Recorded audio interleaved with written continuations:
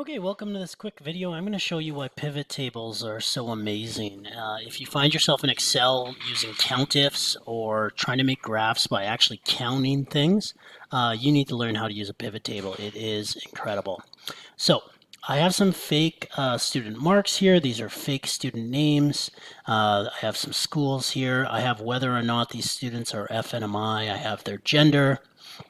I have their courses, but I also have their short code, which is just a shorter version of their course. Because sometimes we want to know how students are doing in all grade 9 classes, not specific grade 9 classes. I have their mark and I have their levels. Okay, so this is a typical thing that you would get after a report. Students, teachers would submit these marks and now we can look and analyze it.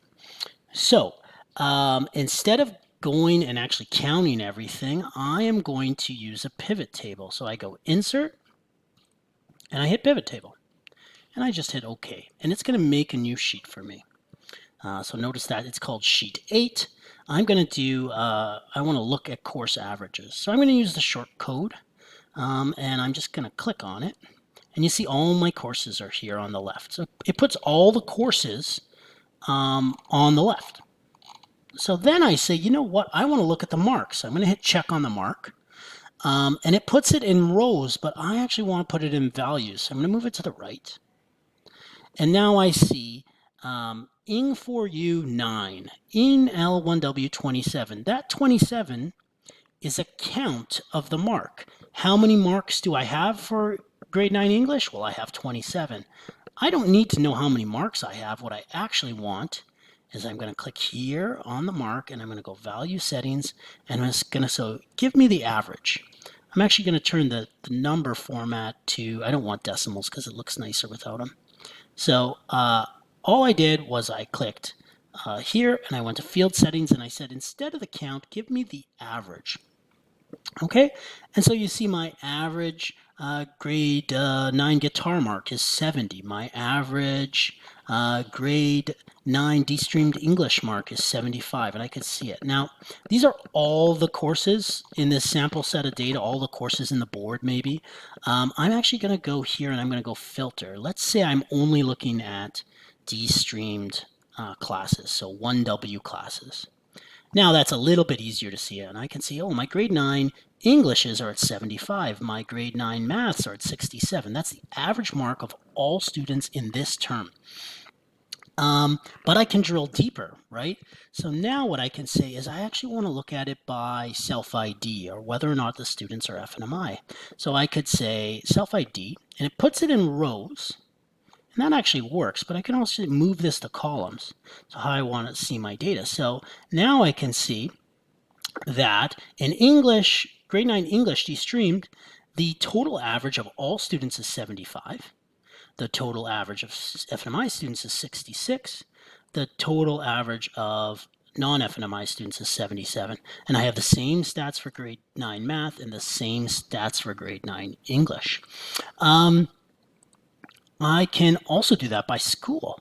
So let's say I want to go by school, which is in here. And it's doing it right for me. Man, that's quick, right? So I have Hammarskjold. How are the students doing in ENL 1W? 72. How are the FNMI students doing? How are the non-FNMI students doing? And what's incredible about this is how quick it is, and I can actually look at the data and just move it around. Important one, I'll just say it again, none of these are real data. This isn't the actual data, so don't look at the numbers. Another great thing about pivot tables, I'm going to get rid of school because it's a little much to graph, but is I can actually graph these simply by going and highlighting the data and insert recommended charts. So it usually puts the data in a graphing friendly manner. So sometimes when you count them, you have to play with the way that data is arranged. It'll actually do it in a way that's meant to be graphed in one click. So often that's pretty good. And now I can change the colors. I have a graph of how the non-FNMI students are doing, how the FNMI students doing in my 3 grade 9 classes. I'll do one more just to show you how awesome it is. I'm going to go back to the marks. Okay, and actually maybe I should name this sheet. What is this? 9 de-streamed mark. I'm going to go here and I'm going to go insert pivot table again. So I'm going to make another pivot table. Again, it makes another sheet. Only this I want it to be a level distribution. So again, I'm going to use the short code. So those are all the courses. Again, let's just for the sake of this tutorial, let's just look at de-streamed. So I only have 3 courses. And now I'm going to use level instead. And what I want to do is move it over to values. And now, oh, actually, I'm going to move it over to columns. Sorry. There we go.